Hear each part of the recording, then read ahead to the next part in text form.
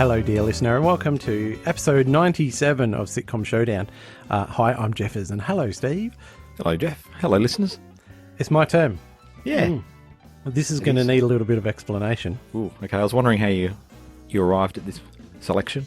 So the episode, the sitcom we're going to be looking at is Friday Night Dinner, which is a UK one, but I'll tell you about that in a minute. It was supposed to be 2.4 children, which was suggested to us by John on Twitter, and I fully intended to get to it. However, I couldn't easily find a 2.4 children Christmas episode on YouTube. So with apologies to John, I looked in because the listener may not know, Steve, but on our Facebook page we have a document which has everything that we've put into the Hall of Fame, stuff that got rejected, but most importantly, the listener suggestion list. So I chose this from the listener suggestion list. This was recommended to us by Kieran on Facebook, Friday Night Dinner. So the list works?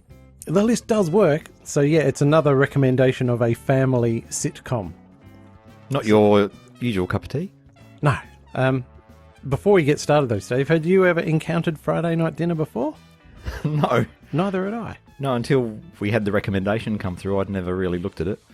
But I have, since the recommendation came in, I did watch, at least half a dozen of them. Right. So this could be a while ago though, before. No, it was only 2 months ago, 3 months ago, something like that. No, this is a recent recommendation, not a 2-year-old one from 3 years ago. Oh, right. Not one where the star of the sitcom has died. Yeah, in the intervening time. Yes. Oh, we're improving. Yes, we're getting there. Oh, my goodness. Okay, so just to set the scene a bit with a bit of inside baseball and add to more waffle for the poor old listener, we normally record on a Friday night. Yes. Religiously, so to speak. But today we're not recording on a Friday night because it's a Friday afternoon. It's close, but not quite the same. We've just had our work wrap-up. Yeah.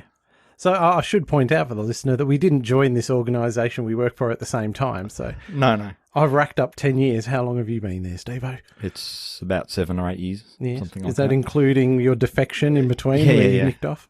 Yeah, it does. Right, okay, fair enough. Cool. We're not counting that. Yeah. So we've been fed up with free ice cream and food and beers and... Yeah. I'm a bit sleepy. What about you? Yeah. Okay, here's some info about Friday Night Dinner. Now, this series, we're going to be looking at episode 7 of series 2, I should say. And this was broadcast on 24th of December 2012.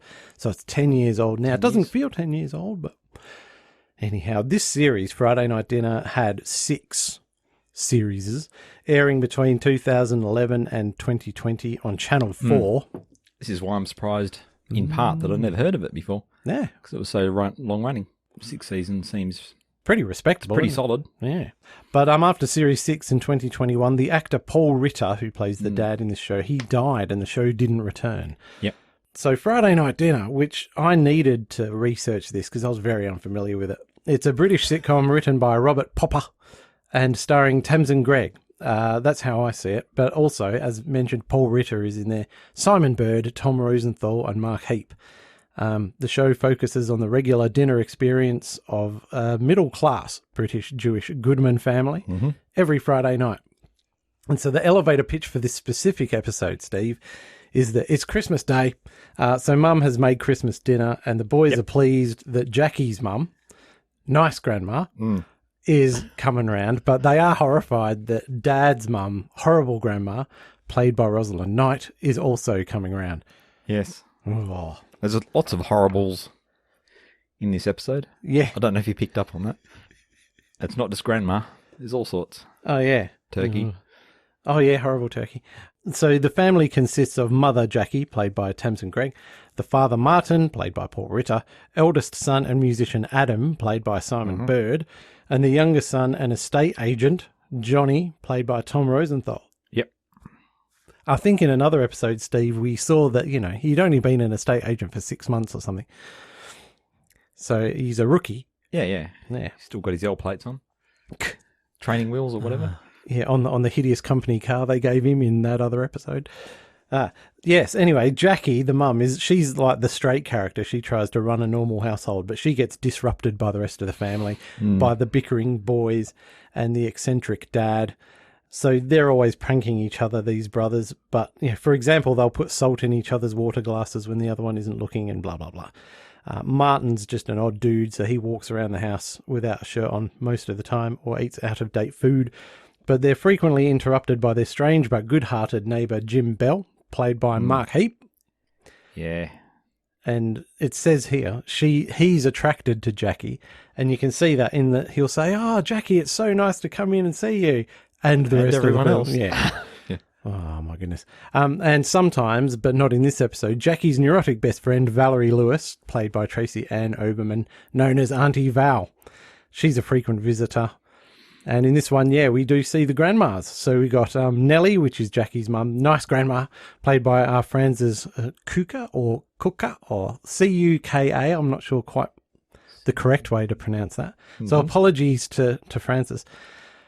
We'll talk about horrible grandma later on. Ooh. Oh, yes, we will. So my plan here, Steve, is to, as always, go through the cast and then find out what other sitcom stuff they've done. Obviously, there's a couple of well-known actresses in there and Champion. Some others, not so much. No, that's right. Well, to us, anyway. Yes, to us. Tamsin Grieg, she plays Jackie Goodman. Now, obviously, most people will know of her as Fran Katzenjammer in the classic Channel 4 sitcom Black Books. Mm-hmm. Yeah, she's had other roles in sitcoms, though. She played a character called Caroline Todd in Green Wing. Yep. And I think was Mark Heap in also Green with Wing Mark Heap. Yeah. And Beverly Lincoln in the British-American sitcom Episodes. Now, was that Matt LeBlanc in Episodes or something? Yeah, well... Didn't I get you Episodes? Yeah. I watched it. Yeah. It was quite good. Okay, cool. And, Tamsin did a sterling job in that one as well. Brilliant. She's got both the comedic and dramatic chops. Ah, yeah, well, it helps to have all those chops. You can't have too many chops. Yeah, that's right. Or a nice bit of squirrel, as Paul Ritter often says. All right, speaking of which, and we are going to go on a bit of a side adventure here, dear listener, so apologies in advance. Now, Paul Ritter is the actor who plays Martin Goodman, and as we know, Paul Ritter is no longer with us. Martin's the father in this family. In the 90s and the 2000s, Paul Ritter got a whole bunch of stage roles with the National Theatre, like leading roles.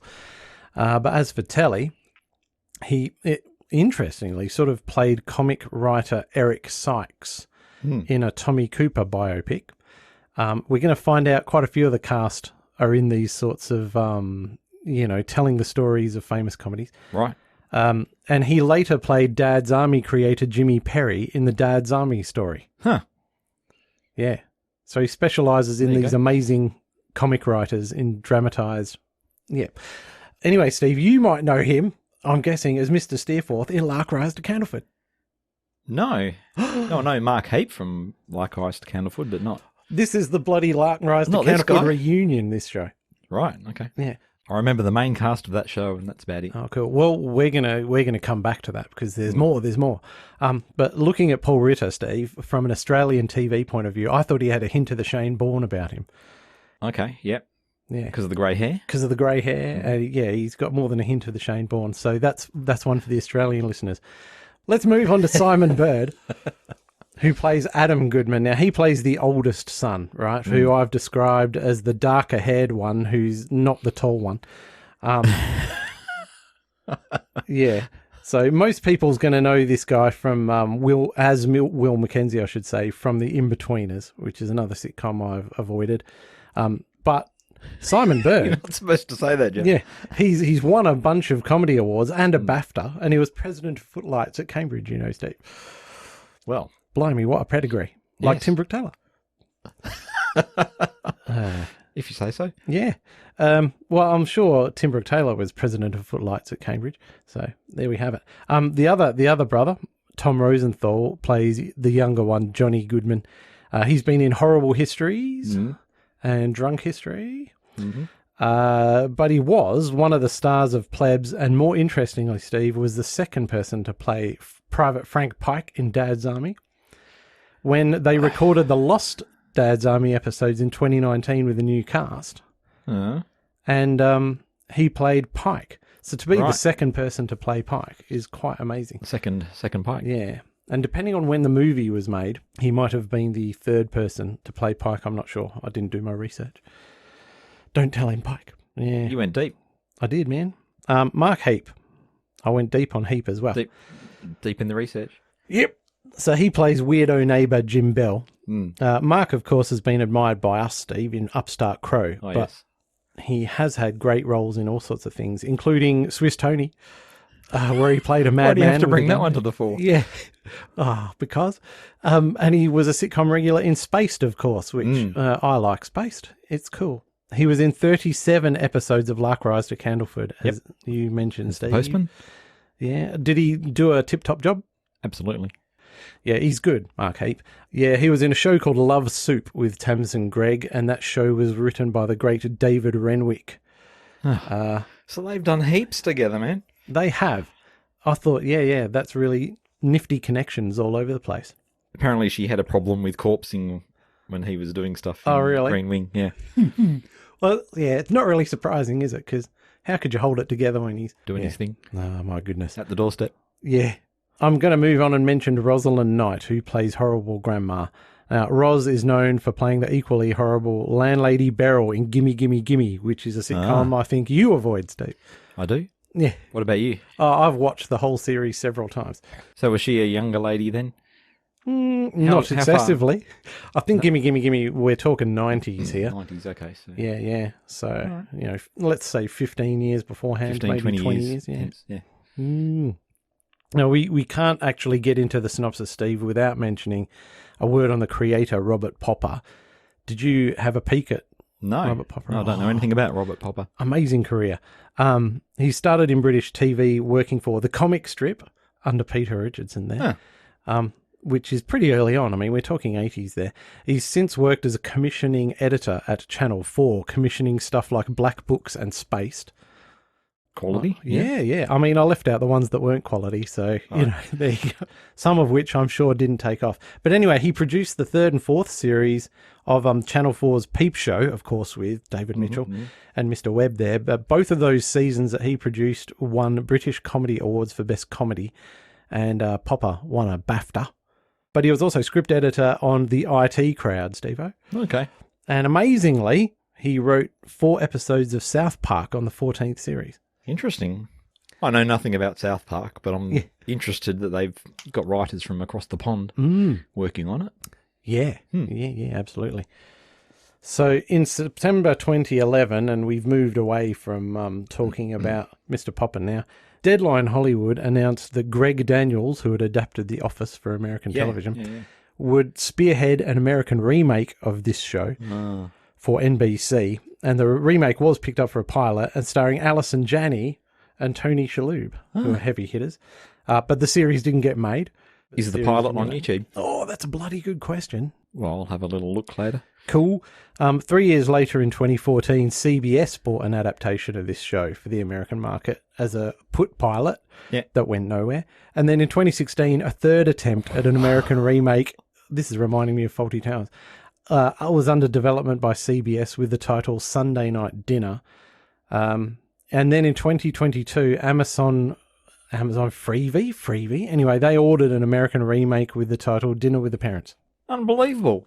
Yeah, and just think if Robert Popper got, thrown cash in advance for all that sort of stuff, he'd just be rolling in it and not have to worry about anyone actually ruining his show because they haven't managed to make it. So it's the best of both worlds. Brilliant. Putting aside the fact that none of them ever got made, someone must be doing a brilliant job of somehow marketing this thing. Right. His agent. Would that be the person? Could be. I don't know. I know nothing about the biz. Friday Night Dinner got 2 BAFTA nominations in 2012. The first series was nominated for Best Situation Comedy, while Tamsin was nominated for Best Female Comedy Performance. And in 2021, for Paul Ritter's performance in the final series, he got a posthumous BAFTA nomination for Best Male Comedy Performer. Nice. So I'd say, Steve, with all that said, and we're 15 minutes in, we should go to a little clip and then come back and talk about this sitcom. All right, let's do that.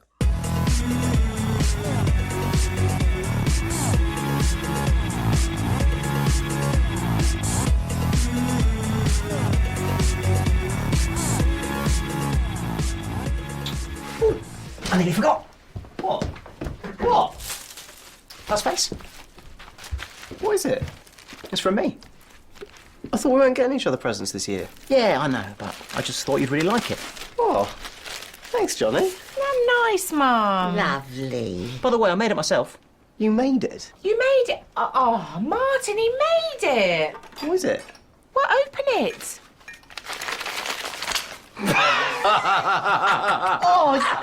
You tit! Yeah, I made it last night. I must give you the recipe. Johnny! Jacqueline, you gave birth to pigs. Thank you. Look at the mess you've made. It's not funny. It is very funny. What are you doing with all this shit all over me? Yeah, wait, what is it? Spaghetti? Bolognese? Yep. Ay, caramba.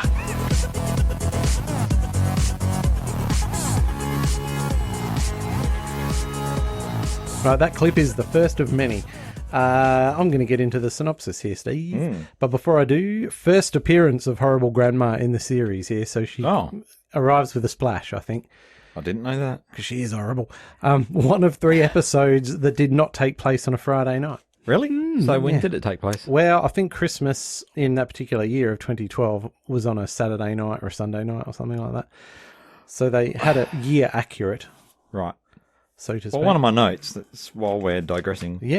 a little bit, one of my notes was, why isn't it snowing outside and why are they all getting about in, not all of them, but I would say lightweight attire? Is this because they film stuff in... It looked, This is a good question. looked very mild. Yeah. Well, in order to have it ready In the for outdoor Christmas, scene. you got to film the bloody thing in Okay, August or something It's probably like that. done in so- June or July or Yeah, something. it could well be. But it it doesn't be. snow everywhere in Britannia, does it? No, but in my mind picture Oh, yeah, a of Christmas the old episode. blighty and Yeah, snowing with Dickensian characters walking around and all this sort of stuff in Christmas time. I agree. But yeah, we were denied snow. Anyway, this episode starts with high energy because, the theme tune itself is pretty pumping. It's a pumping theme tune. Yeah, it is. Anyway, Adam, the oldest son, the dark-haired, shorter one, he pulls into the driveway at speed and he leaps out and he's grabbing these armfuls of stuff. I think there's flowers for Mum and there's all these other things he's trying to carry. And he's trying to do all this, grab everything from the back seat in a real hurry while he's on the phone to his brother Johnny, the younger, taller, fair-haired one, and he's saying, I beat you, piss face, and no, I won't tell them. Which sets up a mystery, of course, which is what is it that he's not going to tell them about Johnny, which he then turns around and tells them. So just to set the scene for the listener who's not familiar with this Friday night dinner show, Adam is called Puss Face by his younger brother Johnny, and Adam calls his younger brother Johnny Piss Face. Yeah, and so this is just straight out of the parents thing. So he'll what I mean by that is Adam will walk into the kitchen and say, "Hi, Mum, have you heard from Piss Face?" And she'll know exactly what he's talking about and go, "Yeah, I got a text from him." And then she'll get a text from Johnny saying, "Please spit in Adam's mouth for me," or something horrible like that. They've given up trying to Correct their behaviour. correct this, yeah. So why is he in a rush? Because he wants to get there before Johnny, Yeah. so he can dob him in for being hungover okay. when he shouldn't be. It's not going to, because he's going to get some brownie points Yeah, totally. from Mum. Yeah, I like the Both. fact that he unironically gave his mum a bunch of flowers. yeah. Isn't that nice? It was nice. Yeah. So anyway, Dad opens the door to Adam, and Yeah. as is Martin's way, he's wearing not much. He's got a shirt on for a change, but he is in boxer shorts and a shirt, which to me is entirely normal attire to answer the door in, because that's basically what I wear 80% of the year around the joint. And in fact, the only reason I got shorts on now is because you're here, Steve. Yeah. As So soon as anyway- I'm out the door, you whip the, whip the shorts right Oh, off. bloody well, will too.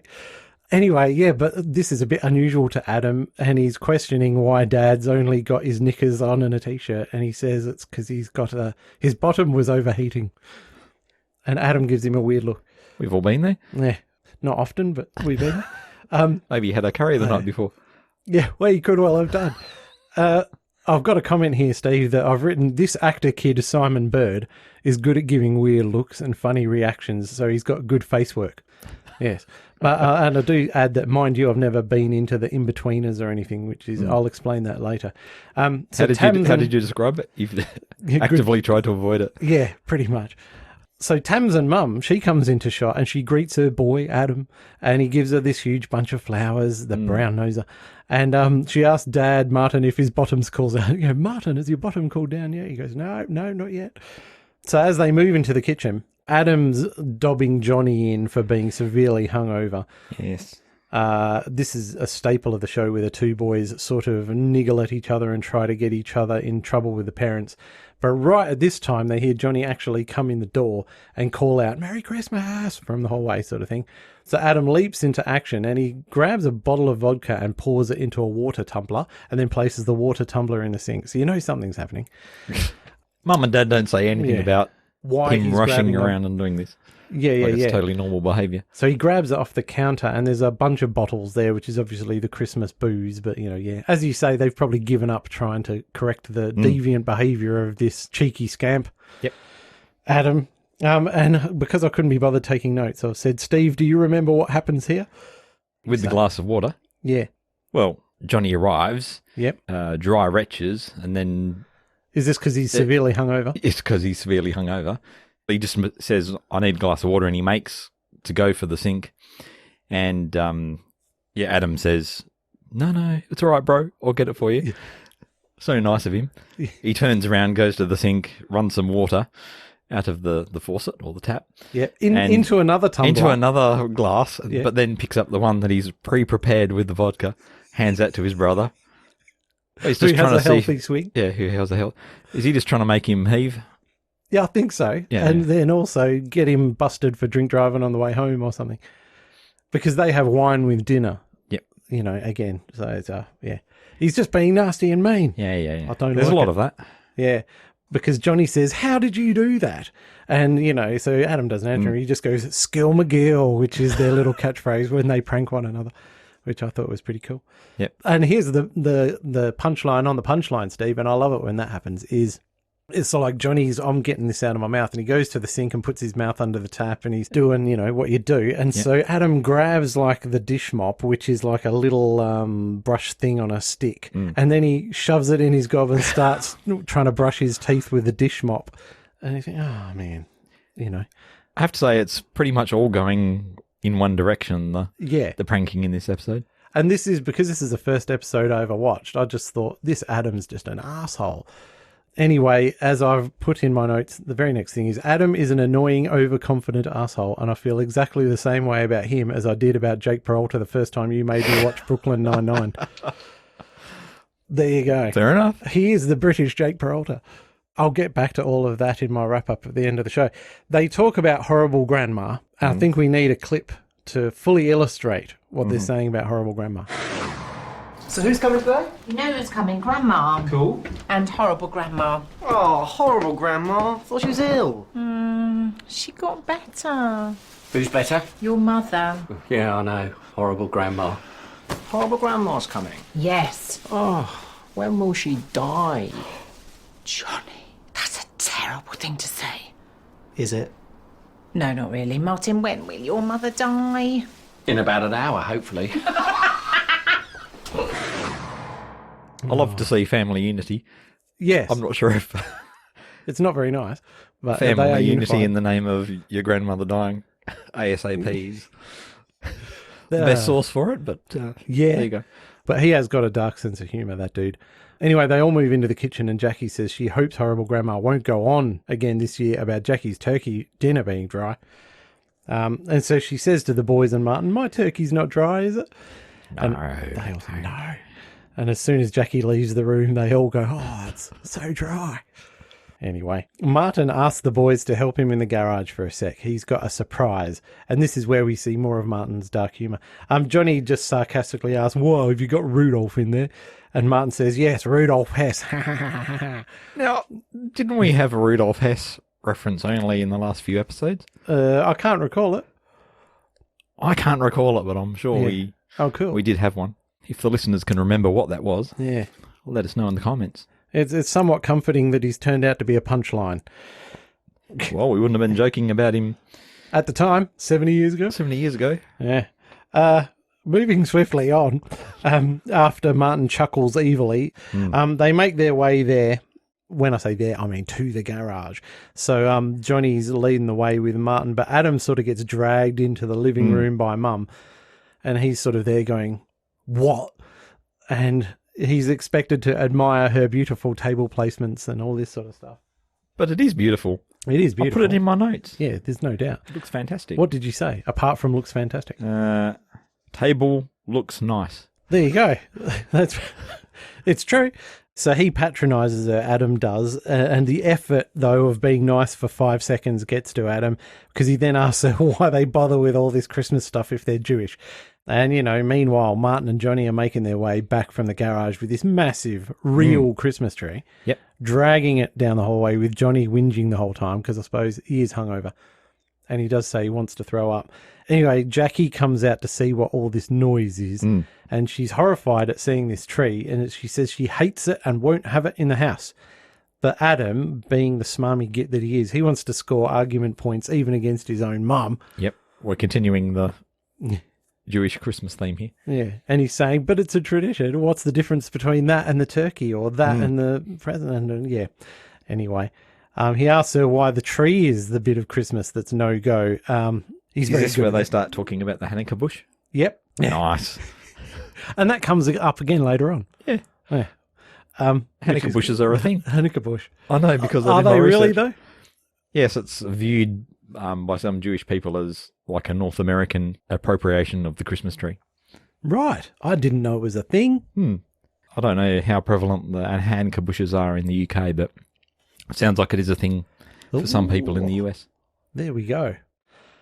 Where are we? Yeah, so they set this tree up and they start bickering. But as I've said here, Steve, it is quality bickering, and so much so that I think we need another clip.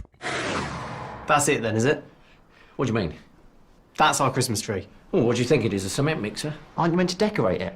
What? No, it's fine, it's fine. Yeah, it's fine if you just want a tree inside your house. Well, what are we meant to decorate it with, dummkopf? How about some baubles? Where am I going to get bleeding baubles from, you pillock? All right, you're the one that bought a Christmas tree. Correction, a tree. Yeah, a tree. I hate it. You haven't even looked at it. I'm looking at it right now, and I hate it. How can you hate a tree? It's like saying, I hate air. Martin, it's horrible. Get rid of it. Are you mad? I just hate it, and you know who hate it the most? Who? Your mother. Horrible grandma. Oh, yeah, she'll hate it. Yeah, well, my mother hates everything. True. She hates the boys. Also true. You'll have to say it's a Hanukkah bush. At this point, the grandmas arrive, hot on the heels of this bickering. Yeah, they arrive together. It turns out horrible grandma drove nice grandma, or did nice grandma drive horrible grandma? I don't know. No, horrible grandma definitely picked up Nice grandma. nice grandma. Right. So they've been arguing on the way, and horrible grandma's mangy ancient dog, Boadicea, bit nice grandma. And then horrible grandma called nice grandma's hairdo slutty. This all happened in the car. I should mention that poor old Boadicea, the dog, is wearing a nappy, Steve. So it's got a few incontinence issues. Anyway, horrible grandma insults her son Martin within a second of seeing him, saying he's fat. And then he sort of cracks a joke to move past to the fat comment. And she says nobody likes a smart ass. And so this beautifully and economically sets up how nasty she is. Well, not only in this short scene as they're getting out of the car and coming inside, do we see how horrible she is, but you straight up see that they just basically call her horrible grandma to her face. Yeah. It's unbelievable. They are cheeky sods, and they say it under their breath partially, but yeah, there's a nifty bit there that I liked where horrible grandma's got this plate and she hands it to Adam. You know, like there's no, could you please take this, dear? It's just these people are my servants, so I'm going to hand this wordlessly to the boy. And then she says, don't drop it. And the acting from Simon Bird, and just with an expression, he says, look, I'm nearly 30 years old. I'll know how to carry a plate. I'm not going to drop the bloody thing. Yep. Are you insane? Who would drop a plate of delicious, succulent, juicy turkey? Juicy turkey. Did you notice that Dad's actually put pants on? Oh, yeah, he And a scrubs nice up shirt. real good, doesn't he? As soon as Mum's about to make an appearance, Yeah. he ducks upstairs. To a nicely pressed button-up shirt instead of his yellow T-shirt. And proper trousers and everything. And a belt. Belt. Oh, he's Goodness, really trying to probably impress got people. shoes on too. Yeah, that's right. But yeah, and she's so nasty to her own son, who's put pants on and everything. So it's not very nice. There is cool interplay, like you say, Steve, with Johnny and Adam, the two brothers here. They're united against the common enemy of horrible grandma, and they're mocking her semi-openly. You know, so when she hands something to Johnny, he turns around, looks at Adam, and says, "Torture equipment," and then hands the plate to Adam, and Adam says, "Body parts." But I reckon she can hear him, you know. Oh, yeah. That's what I'm saying. It's all out in the open. At least they make an attempt at saying it half under their breath, though. That's just for humour effect, though. Yeah, I reckon. So they show the two grandmas and Boadicea the dog into the living room, and then Jackie, Martin and the boys go into the kitchen to set the turkey down, and, you know, Jackie can't believe the nerve of horrible grandma bringing her own turkey. And she sort of walks out of the kitchen to answer the doorbell, which is gone off, which it's a signal that Jim's soon going to be Making on the appearance. scene. So she leaves these three boys, the dad and the two sons, to stare and drool at this plate of lovely, moist turkey. I said here in my notes that their dry turkey denies. She says, my turkey's not dry. No, Not a bit of it's it, Mum. delicious. This is where I get a bit cross. And I say that really? all this turkey stuff is very weak, but the actors get you through it. The actors get you through it so well. Anyway, we get the wacky neighbour thing happening with Jim, played by Mark Heap. He's got these big, thick glasses on and an unfashionable side part haircut, which, if I'm honest, is a little bit like mine. And then he's got this dorky outfit on, and he launches into a carol. And we get this whole awkward exchange that I'm happy to hand to you, Steve. Do you remember what happens in this first thing with Jim? Well, he's obviously just rocking up as he usually does because he's lonely, but won't come out and straightforwardly say that. So he's here to deliver a Christmas card, I think it is. Yeah. And it's the usual thing where he said, you know, to Jackie, ... and the family. And he's also got £30 in notes in the card. Yeah, all folded up into a little square, which was odd. Interesting point. Yeah, now what's this for? Well, they're This is a form of staring compensation. blankly and they're going, okay, yes, right, that's very nice of you. And we all think this is a bit weird. And then he explains it's because his dog, Wilson, who apparently doesn't like Jim very much and attacks him, and he's very nervous around Wilson, and who is an Alsatian. He can look a bit vicious if he wants to. He looks even more wolfish than an Alsatian, I would say. A bit good darker point. or something. Yeah. Wilson's been doing his business in one of their drains, and apparently they're blocked, and the man said it would cost about £30 to fix. Hence the fecal smell that's That Martin was coming talking from the about drains earlier. down the side of the house. Yeah, that we didn't mention earlier, but that's part of They did set that up. They did. Yes. Well done, Mr. Popper. Round of applause for you. Wacky neighbour thing, I think it's a bit played out since Seinfeld, you know, and I found Mark Heap to be not particularly believable in this episode. It was the first time I'd watched the show, and I just thought, this is a caricature of a wacky neighbour. It's not. I expected better from Mark Heap, and I think the whole concept is totally played out. But as I watched more and more of the show, and you get used to, but I've come to accept it a bit more. What's funny is that Jackie answers the door, but the others, maybe it's because horrible grandma's in the house, but the boys and Martin, they all come out to see Jim, even though, you know, they don't want to they engage with obviously, him. they don't like him, but Do you reckon he's this kinda is fun. because it's Christmas Day, and so therefore it's an unusual event that he'd come around on Christmas Day? I don't know. You never know no. what kind of chaos he's going to bring, so Well, that's true. it's always a point of interest. But the plot point here is that after the door's been shut and Jim's sort of standing there wishing he could hang out with the family, Wilson, the attack dog, runs off around the side of the house. To the drain.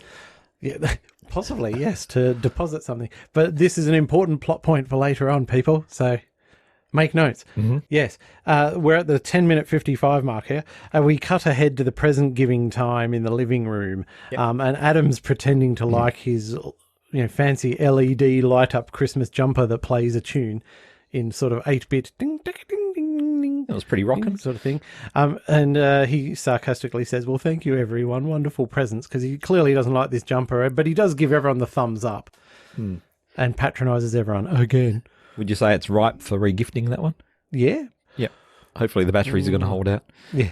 So under his breath, because Adam says, thanks, everyone, wonderful presents, and his brother Johnny chips in under his breath saying, except for horrible grandma who got us nothing. And then Adam whispers, as usual, and again, I maintain that she can hear him. Yep. She totally can.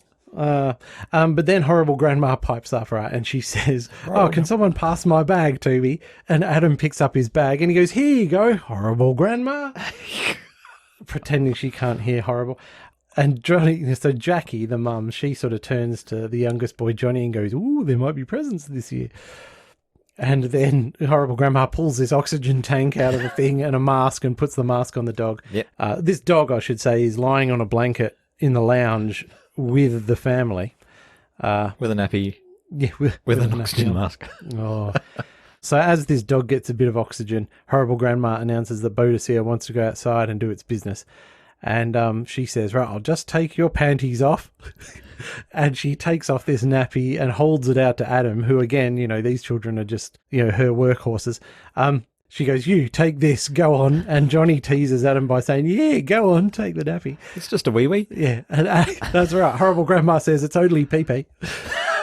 So two good gags here, Steve, because Adam has been given this nappy and he sort of reaches out and holds it as least amount as he can just between his thumb and his forefinger. He's trying desperately not to touch it. Yep. So the first of these two good gags is Martin. Now, Martin, as the son of horrible grandma, he's been ordered to take the dog out to the garden by mum. So she's walked off ahead of him, expecting that her son will follow her with the dog. And Martin says to the family, he goes, "I'll make sure the crows don't peck at her." And Jackie says, "What, who, the dog or your mother?" And everyone just cacks themselves. And Jackie does the Fran cackle. Ha! And does all the, it's brilliant. But at that very moment, Adam leaps across the room and slams the dirty dog pee nappy right on Johnny's face This was a bit rough. and smears thought. it all in. And he's hungover. Poor fella. But even better, he smears it all in with one hand while pointing at how brilliant his gag is, and he says to Mum, "Look, dog piss face." Which, oh man. Anyway, Did she reprimand him for that? well, yeah, against her instincts, because Jackie and Nice Grandma are laughing their heads off at this, but then she has to make an appearance of, stick up for young Johnny and tell Adam off. So Johnny was getting very annoyed and he tries to wipe his face off with a napkin. So to try and make Johnny feel better, Jackie mum, she gets up and goes, "Oh, I almost forgot," and hands Johnny Boo another present, which he unwraps and he discovers it's his Christmas jumper. Which he does not like, because it's worse than the one Adam got. It's got a cartoon dragon on it, Steve. Well, it doesn't light up and make noise. No, it doesn't, no. But this is one of those classic situations where someone gets a present one year and does such a impressive job of receiving it gratefully that the person who's given it to them takes it as like This has been the a success. one thing they love Yeah, in the whole world. So they keep getting it every apparently he liked dragons when he was a child, so now dragons is his thing and he's going to get a dragon jumper or a dragon whatever year. Yes. for the rest of his life. But he decides bravely to put an end to this. Doesn't Yes. he? She tells Johnny to try it on and have a look in the mirror. Yeah. And on the way out, Johnny says to Adam, "Have a crisp," and grabs this massive handful of crisps out of the big white bowl on the coffee table and just flings it at Adam. So there's now crisps all over the floor. And I was just thinking, I wish I could get away with that when I was a kid. Well, you couldn't Flinging get away with crisps. it now. Oh, yeah, but I'd have to clean them up. Whereas Jackie's going to have to clean up the crisps after Christmas. Let's face it, dude, she's doing all the cleaning. Adam and Johnny aren't going to clean. Boudicca's going to come back in and nibble them all up. That's a bloody good point. Yes, good point, He's Steve. about to denounce dragons, though, isn't he? Yeah. I got a bit lost there. I didn't like any of this because, again, I think it's pretty hackneyed stuff. So, Johnny doesn't like dragons anymore and he doesn't like his present. And then Jackie gets upset because Johnny doesn't like his present. And then Adam yells at Johnny for upsetting Mum. And none of it, as I've said, is very funny and none of it advances the plot. But I did say it is extremely well acted and the dialogue's very well written, but it just doesn't add anything. So that's my little bit of criticism, is that this is a bit of cliched Christmas. But Well, I do like on one hand how, for the sake of the dry turkey and the dragon present, they're willing to, work around Mum's feelings yep. and not upset her. But then when it comes to the horrible grandma, they're just calling her horrible to her face and everything. Is it because no matter how hard they try with horrible grandma, she's still just going to treat them like garbage, whereas Probably. Mum's always nice to them? Probably. So they're not entirely evil, the boys. No, not just 50% evil. Yeah. We've had Johnny get upset, and then him getting upset upsets Jackie, and blah, blah, blah. But they all go back to the lounge room or the living room, and Martin, to try and chill everything out, he goes, "All right, I'll get everyone a Christmas drink." And he goes, Nellie, would you like some sherry? to Jackie's mum. Mm-hmm. And yes, she goes, "Oh, lovely, I'll have a sherry." And then he goes, "Mum, would you like a sherry?" And horrible grandma says, "Yes, I'll have a sherry," and pulls a bottle of sherry out of her handbag and says, "But only from my bottle." And Adam and Johnny just look at each other and go, "Typical." Yep, that's delicious, juicy, Moist sherry. moist sherry. Yes. And she doesn't offer any to anyone else, but that's probably obvious. Anyway, as Martin had suggested a Christmas drink, horrible grandma corrects him. She goes, a Hanukkah drink. Anyway, both grandmas do want that sherry. Martin goes off to get these drinks, and Johnny whips out a present for Adam, who he calls Pussface. He goes, "Oh, I've got a present for you, Pussface." And, of course, when Adam opens the wrapping, a bunch of loose spaghetti bolognese falls into his lap. Oh, what a random thing. It is. But okay, you were talking about putting the cherry on top of the gag before. This is a classic example of that. Yeah. Where that's funny in itself, but then what's the cherry that goes on top of The cherry that goes on top of that is that Martin's, who's come back in with the drinks, he's loving this, and he just thought it was the best prank in the world, and he's absolutely losing it. And Jackie's going, "Oh, that's not funny." And he goes, "It is. It's very, very funny." And he goes to Johnny, "What is that?" And Johnny says, "Spaghetti bolognese." So he says, "Ah, caramba," and leaps up, scoops up the big bowl that had the crisps in it, and just grabs it roughly out of Adam's lap, almost crushing his ghoulies, and then scoops it into this bowl, shoves himself back down on the couch and starts scoffing it down with his bare hands. with his hands. It was so well done. He knows it's only dry turkey to come. He's got to. He's got to He's gotta make the eat most of it. delicious spaghetti bolognese made by the 19-year-old or whatever And left overnight in a present. in a newspaper wrapping. Oh man, terrific stuff. This is why he's got a hot bottom. 'Cause he keeps eating spaghetti bolognese that's been dodgy spaghetti wrapped bolognese. up. Yeah. So after this excellent series of happenings, we hear a dog barking, and it's time for another clip, Steve. What's that noise? Is that Boudicca? No, it's just Wilson. Wilson? Oh, yeah, there's Boudicca. Well, is she all right? Yeah, don't worry. Wilson's looking after her. From behind. Look, Steve, before we talk about what just happened with the dogs, let's talk about Jim and his drinking. Jim and his drinking. So Jim, who, he claims, Wilson's had a few drinks and that's why he's misbehaving. And so I had assumed that, like, Jim had been drinking, and so therefore the drink breath that they're smelling he's blaming that on Wilson. He's saying it's not me. Wilson's had some drinkies. Yeah, so we're harking back to a conversation that happened at the door. And again, this is Mr. Popper putting in work. Yeah. Where Martin had come to the door late, while Jim was already there, and he said something like, "Oh, someone started drinking early." And Jim had said, "Oh, well, that was Wilson. He had a couple of sherries." Yeah. Or brandies or something. Or the like that. brandies. Could have been a bit stronger. I don't know, maybe he had a couple of those as well. Yeah. No, I totally believe that Wilson rules the roost Yeah. in Jim's house and has demanded a sherry or a brandy. No wonder he has to keep going to the toilet. That's my take on it. All right, good. We cut ahead to Jim in the house now, and he's holding Wilson, and he's apologising profusely. And he says, "Oh, I never knew Wilson had it in him." And Adam leans into Johnny and wisecracks, "Boudicca did," and then they do their pew fist bump whenever one of them makes a great gag.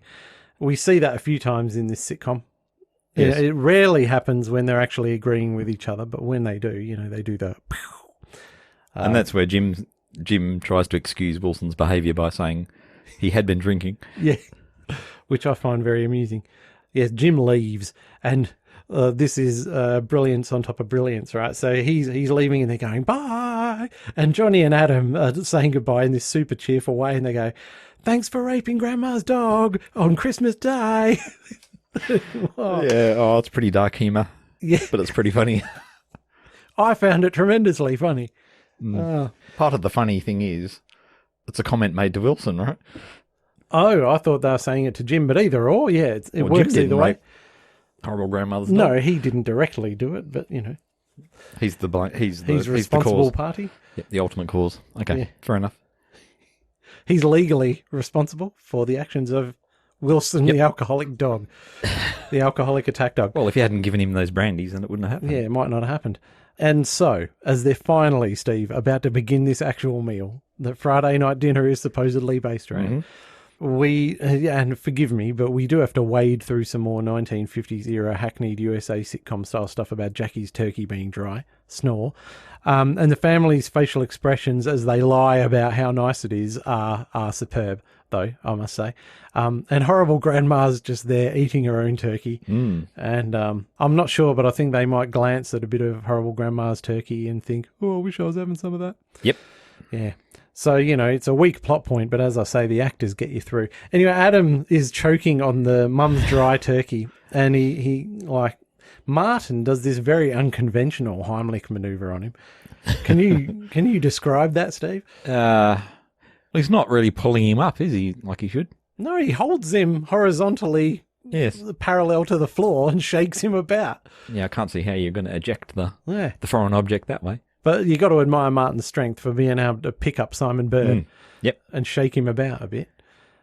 So Adam, he then is on the floor and he's gasping. So obviously he can breathe a little bit now, but there might be something stuck. So is it Johnny who leaps into... No, it's Martin. Martin leaps into action. He goes, I know what to do.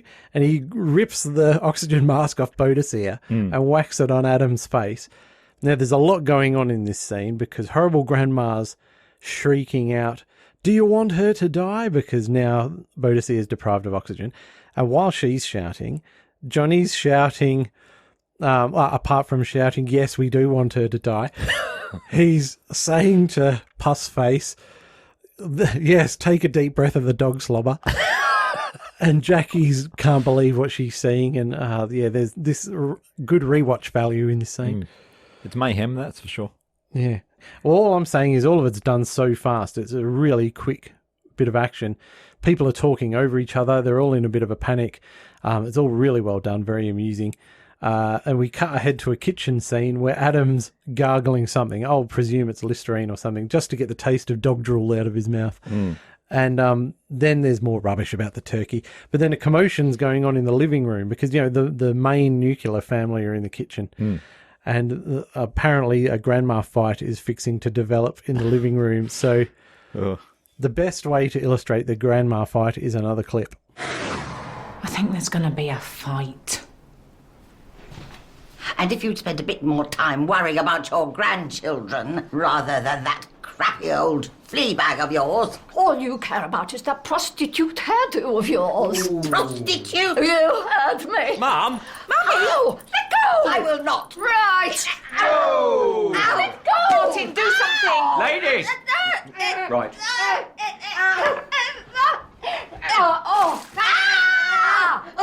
There.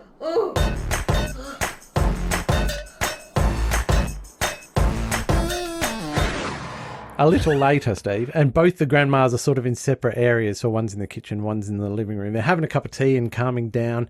A nice grandma, she extends the olive branch to horrible grandma and walks into the living room and says, let's talk about this. Anyway, horrible grandma continues to give everybody the silent treatment and generally be a lemon-faced old bag. So Martin resorts to the last trick he's got. And this is to be the tickle monster. And he says, it's tickle time. And he starts tickling his mum. And she sort of can't help but laugh. And then she's slowly laughing more and more. And things are just starting to head for a happy ending. But then the Christmas tree keels over. That's all right. And it thuds to the floor, apparently landing on Boadicea, the oxygen masked nappy dog. And Johnny says, Grandma, I think your dog's just died. So has she really? Yes, we skip forward and we see Martin carrying a dog-shaped parcel in a blanket. He's carrying the dog wrapped in a blanket out to Grandma's car, followed by the two boys. And Martin's sort of gently placing this dog corpse in the car. And then you hear him scream and he comes out and he says his catchphrase, which I won't repeat here. And his hand is injured. And he says, the bloody dog's still alive. Yep. But it did just chomp his hand. Anyway, I've got an observation here, Steve, and I know the poor old listener can't see this scene and what's going on. But all the attention's on Martin and what's just happened to him. And you get some reaction shots from Jackie and Grandma. But in the background, as you hear that scene skip music, as I describe it, you've got Martin nursing his bitten hand and cursing. But as I say, in the background, Johnny and Adam, they lean over in unison to look through the car window at this dog and just go, is it still alive? And I think it's these little bits of extra effort from the cast. You know, it's like thankless background acting, right? They don't have to do it, but they really sort of carry things and add the action. And I've said, for example, in some old Doctor Who stories from the 80s, you get this bunch of sort of non-regular cast, some of whom have been in TV for the very first time because they can't afford to pay very experienced actors. And it's like they're all standing around waiting to say their line, and there's not a lot of... But everybody in this show is constantly doing interesting things in the background. Yep. Stuff you don't even notice. So in another episode, Martin's doing something with a bin bag that you don't consciously register what he's doing because you're looking at Adam and Johnny, but you unconsciously register that he's doing this thing with a bin bag, and it comes up later in the episode, and the bin bag comes into it, and it all makes sense. Whereas if he hadn't been fiddling with it in the background, you wouldn't have subconsciously... I'm not phrasing this very well, but... It's, I know what you mean, and this is where you get rewatch value. Yeah, totally. Because you see them doing the work in the background. Yeah. Back to the plot. We find the family in the lounge room, and horrible grandma's comforting poor old Boadicea, the dog. Jackie's bandaging up Martin's hand, and for once the two boys aren't in the shot. But we suddenly hear from the hallway, "Hello?" And Jim has let himself in, dressed as Santa. Through the back door. Through the back door. He noticed it was open. He's carrying this blue shopping bag, and he hands it to Jackie, and he says it's a peace offering because of the incident with the dogs in the form of a bottle of orange squash. You just add water. Yeah, and he says, you just add water. But he says it in a very strange way. I think the context is funny because it's Christmas Day and they've obviously got the best sherry, the best meal, champers, or everything's the best. And Except he brings out some orange cordial. Yeah. As a peace offering. Oh, man. They do take pity on poor old Jim, and Jackie sort of feels so bad for him. She offers him a mince pie, and he's so thrilled, and he sits himself down, and he starts to eat it in his very odd way. Now, mince pie acting. Yeah, the mince pie. Superb. He's nibbling the tiny bits of crust around the side. He's turning it around, nibbling the lip of the pastry. Did you see this other episode where they actually make the mistake of inviting Jim to dinner? I think I have seen that one. And he just pours half a bottle of vinegar all over it.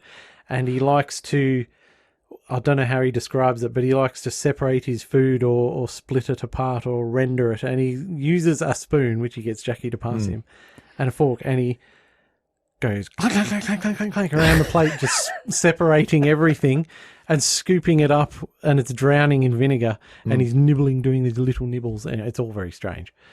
But this is what happens when you live on your own for too long. You're used to doing things your own way, and you lose the context of what's weird and freaky and what isn't. Yeah, that's right, because you've got no one to have a quiet word in your ear and say, "Hey, dude, you don't have to have that much vinegar." And half a litre would have sufficed. And a knife is a perfectly acceptable bit of cutlery. You can use one. Where are we? All right, and you don't nibble your your mince pie. Just take a proper bite. Get stuck in. Yeah, so anyway, and I don't get this, Steve, so I am having a go at Mr. Popper, who we know is a genius, but I cannot fathom why, but Jackie asks Jim to sing them a Christmas carol. Now, when he was at the door and he did his little bit of Christmas caroling earlier, it was horribly out of tune. But for some reason now, Jim closes his eyes and very earnestly gives this really nice rendition of, and actually in tune, of Silent Night. Yeah, there's a bit of a wobble at the start, just enough to make you think this is all going to be horrendous and a bit of a joke. But then it turns into this quite beautiful version of Silent Night. Yeah. And so, like, the family, they're all watching on in silence. And I think this is actually supposed to be that touching moment. It is. That's totally why it's in here. But not so that you can end on a lovely moment and everything's great, but just to set you up for the next horrible thing that happens. Yeah, but I think it adds a nice a bit of balance in the overall context. It does. But plot logic-wise, I don't know why she would ask him to do that, because they just want him to get the hell out. But let's set that aside because it was so well done. Because they all are touched by the a couple Christmas of them carol. are weeping. Yeah, it's like a get out of the trenches and play soccer moment. They have football. There's peace in the household and goodwill for 45 seconds. 30 seconds.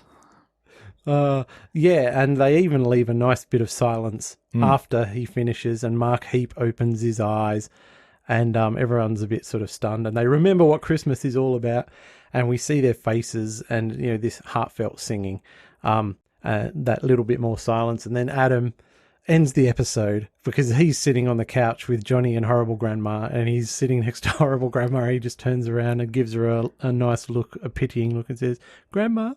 She goes, "Yes." He goes, "I think your dog's died again." And we get the theme tune. Yep. And the closing credits. End of story. And now I think it's time for me to hand it over to you for a little bit, Steve. I've just realised that we've talked about pretty much every great gag, which I've got on my list. There's only two little things, and one of them was, the first one was when, I think it's Adam comes in the door. Martin greets him with a "Merry Christmas, Bambino." Mm-hmm. Yeah, that's like a nice traditional thing from this show. Yep, that's a good touch. And what was the other one? Oh, where they're trying to get the tree up, and Martin's saying to the boys, "Heave, heave," and of course, Poor Johnny. Johnny's who's hungover. He's saying, "Stop saying that." But that's it. That's it, man. Yeah. There were so many good gags, and I've crossed all of them off. Yeah.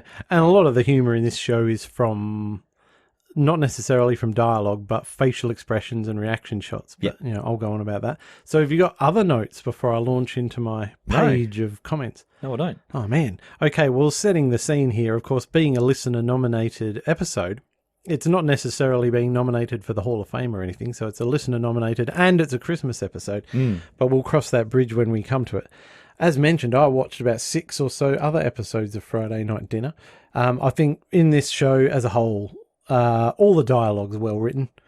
The directing is great, and they do wonders in the confines of this small house space. The cast are all acting their socks off. I'm completely convinced by all of them. And in a nice bonus, the cast of this sitcom actually look like a family, because a lot of family sitcoms have these mismatched kids who look nothing like the parents. Yep. And it's not a big deal, right? Because you come to accept them. Like the Bundys, I don't think the Bundys any of them particularly look like anybody else. Yep. In Married with Children. But this show totally gets it right. The casting is all bang on. And just to comment on Paul Ritter, he's got this thing where Martin's he's always sort of staring off into the middle distance, lost in thought. And he doesn't make a lot of eye contact, except for when he's doing the meaningful bit of whatever his line is, He's very distracted with his thoughts, but he's so naturalistic and he's really good. So it's a shame we won't be getting any more from Paul Ritter. Mm-hmm. I like how when he dumps the glasses of water over the grandmas. I really like that because he did take charge of the situation. Yeah. And diffused it quite nicely. So although he seems a bit ineffectual and a bit off with the fairies, he has these moments of being the man of action, I think. Yeah. When he has to. He steps up when he has to. I agree. Moving on to Tamsin Grieg is, this is going to sound like a criticism, but it's absolutely not. So I think she's sort of almost wasted in this show because she is so good, but the role of Jackie means that because everyone else is a little bit off the wall, she has to be the rock solid center of not only the family, but the show. Yeah. And so everything she does it superbly well. But like with someone of her caliber, you sort of think like she can do anything. So it would be nice if she got more opportunities to go bananas, but then the show wouldn't be what the show is. So that's not a knock on the show. It's a necessity, but she does it incredibly well. Yep. As for the boys, I've never watched the In-Betweeners or Plebs before. Have you watched either of those? No. No, okay, fair enough. I was hoping you could talk me down from the rant. It's just that, because being an old grumpy person, I'm not interested in watching young smartasses be cheeky bastards, getting away with all the stuff I couldn't get away with as a kid. So then I don't want to watch these shows because, they're having all the fun and they're young and doing all the cool stuff. Anyway, as I mentioned, that's how I felt about Jake Peralta. And young Adam here, as I said earlier, is the British Jake Peralta. And Bird and Rosenthal both do an incredibly top job. Smarmy little bludgers. And I really want to dislike them, Steve, but I just can't. And it's very annoying. So yeah, good show. Well done by all involved. I'm probably alone in my criticisms of the turkey thing and not quite gelling with the Jim character and the wacky neighbour thing for me doesn't work, but I'm probably alone in that. That's cool. But I say, Steve, this is a family sitcom and a modern family sitcom, and I'm not well placed to judge it, really. So, because me and my wife, Jane, we don't have any kids. So I was going to ask you, you have some grown-up children who have, you get them back for Christmas, so to speak. Does any of this ring true to reality for your household, or is it, Well, I hope not. culturally they're quite different households? But Hope we're not going to have any punch-ups or grandmas ripping each other's hairs out. or dogs dying. Yeah, look, I really enjoyed this episode. It was a lot of fun. I do find the boys sniping at each other and they're pranking a little bit tiresome in other episodes, but not so much in this one. And it's weird because it's a one-way, seems pretty much a one-way street in this episode, so I don't know. So Johnny's copying it all from Adam in this one. Yeah. Except for the oxygen mask bit where Yeah. Johnny's saying, suck down that dog drool. Yeah, that's right. Yeah, so I give them props for actually including a Christmas Carol and some serious moments in there from time to time. Yeah, I mean, I just really enjoyed it. Like you said, the performances all around were really good. They were giving it their all, even when they're not at the forefront of the action. And in terms of the plotting, all the things that happened later were laid out or preempted earlier on. So yeah, I thought it was all really good. And I'm probably not so much hung up on the dry turkey and Jim as you are. Yeah. I just enjoyed it all the way through. Yeah. Oh, cool. I wouldn't say it's a 5 out of 5, but Did you watch still very enjoyable. other episodes that you thought were better than this? Oh yeah, I'd probably pick some of the other ones over this one. Yeah. Maybe we'll come back to one of those later. Possibly so. So yes, in closing, I'm very glad we got this recommendation from Kieran there. And again, apologies to John about the 2.4 children thing, which is still on my list. It's just a problem of access, which I will endeavour to solve. But otherwise, it's the sort of sitcom I'd have sort of passed over. You know, I'd go, yeah, right, okay, I'll watch that later. And in reality, I probably wouldn't have got around to watching it. But I'm very glad to have been forced to discover this, which isn't the right way to say it. But yeah, I watched a whole bunch of episodes after watching this one for the first time, and then went back and watched this one, and then watched some more episodes, and There then you came go. back and watched this one. It's like Brooklyn Nine-Nine. It is. It's You exactly were like forced to Brooklyn watch the first Nine-Nine. one, and then you... And I went off my nut about it, and then I thought, to be fair, give it another crack. Yeah. I'd recommend this show. Merry Christmas, everybody. Yes. Merry Christmas. Is there anything else to say other than we'll see you in the new year? Thank you for listening, dear listener, for Yes. another year of Sitcom Showdown. We're very close to episode 100 now. Only 1, 2, 3 more episodes. to go. Tantalisingly close. Yes. So we'll see how we go. What's that, March? Anyway, thanks again for listening, and yes, ta-ta. See you later. Join us next time on Sitcom Showdown when we'll be putting another 5-star episode under the microscope. And in the meantime, you can contact us with feedback on Facebook, Twitter @Sitcom Showdown, or by email sitcomshowdown@gmail.com.